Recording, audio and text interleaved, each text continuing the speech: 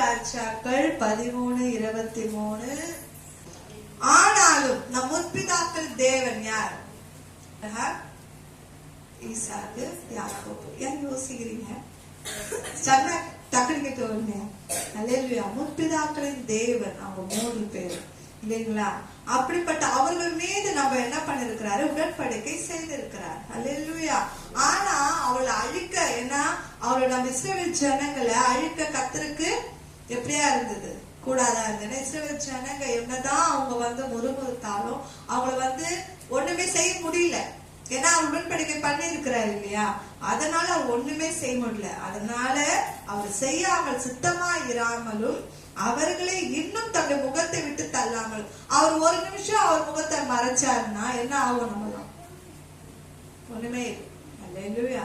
அதனால அவர்கள் மேல் மனதுருகி அவர்களை நினைத்தருளினார். அல்லேலூயா.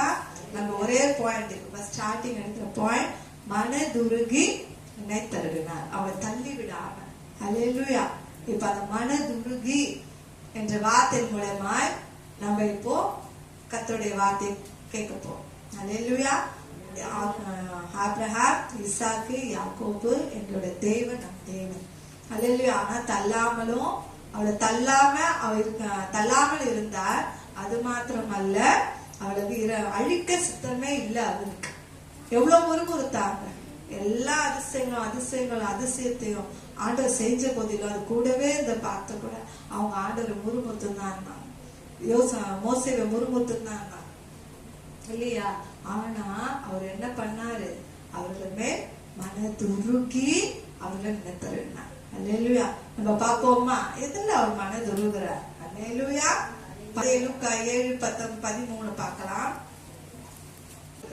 கர்த்தர் அவளை பார்த்து அவள் மேல் மனதுருகி நீ அழாதே என்று சொல்றார். அழாதன்னு சொன்னாரா?